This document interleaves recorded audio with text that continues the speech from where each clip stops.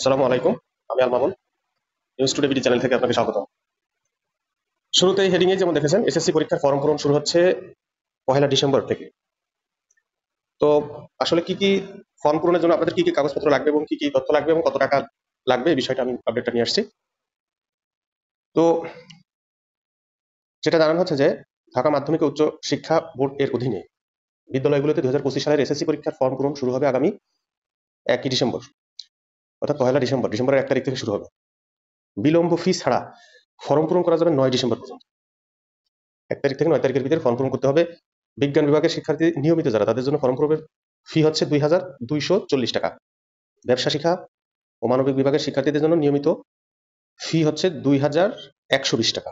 এটা হচ্ছে ফর্ম পূরণের ফি। ফর্ম পূরণের জন্য নির্বাচনী যে টেস্ট পরীক্ষা হয়েছে, সেই পরীক্ষার ফলাফল প্রকাশের তারিখ 27/11/2024, অর্থাৎ 27 তারিখে টেস্ট পরীক্ষার ফলাফল দিয়ে দিবে। অনলাইনে ফর্ম পূরণ বিলম্ব ফি ছাড়া হচ্ছে 1 তারিখ থেকে 9 তারিখ। বিলম্ব ফি ছাড়া ফি জমা দেওয়ার শেষ তারিখ হচ্ছে 10 তারিখ। 10 তারিখের পরে বিলম্ব ফি ছাড়া আর ফর্ম পূরণ করা যাবে না। এবং 10 তারিখের পরে যারা করবে, 10 তারিখ থেকে 14 তারিখ পর্যন্ত তাদের সময় দেওয়া থাকবে। এই সময় হচ্ছে অনলাইনে একটা বিলম্ব ফি দিয়ে আবেদন করা যাবে। পরীক্ষার্থী প্রতি 100 টাকা বিলম্ব ফি সহ অনলাইনে ফি জমা দিতে পারবে। 100 টাকা অতিরিক্ত এক্সট্রা টাকা দিয়ে তখন করতে পারবে 10 তারিখ থেকে 14 তারিখ পর্যন্ত, 15 তারিখ পর্যন্ত। রেজিস্ট্রেশনের মেয়াদ থাকা সাপেক্ষে জিপিএ উন্নয়ন পরীক্ষার্থী সহ আবশ্যিক ও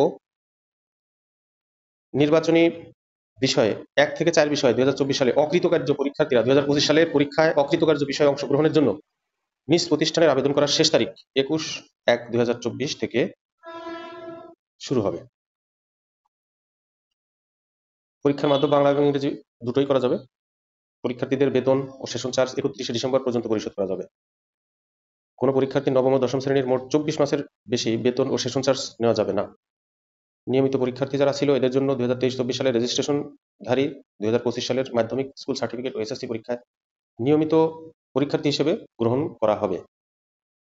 অনিয়মিত শিক্ষার্থী যারা, তাদের জন্য 2021-22 সালে যারা কোনো ফেল করছিল বা কোনো অনিয়মিত শিক্ষার্থী কোনো সাবজেক্ট ছিল পরীক্ষা দেওয়ার জন্য, তারা 22-23 ও 2021-22 সালের রেজিস্ট্রেশন ছিল, তাদের 23 সাল ও 24 সালের মাধ্যমিক স্কুল সার্টিফিকেট পরীক্ষায় অংশগ্রহণ করেনি অথবা নিজ নিজ প্রতিষ্ঠানের মাধ্যমে তারা অনিয়মিত পরীক্ষার্থী হিসেবে 2025 সালের মাধ্যমিক স্কুল সার্টিফিকেটে অংশগ্রহণ করতে পারবে, অনিয়মিত তারা।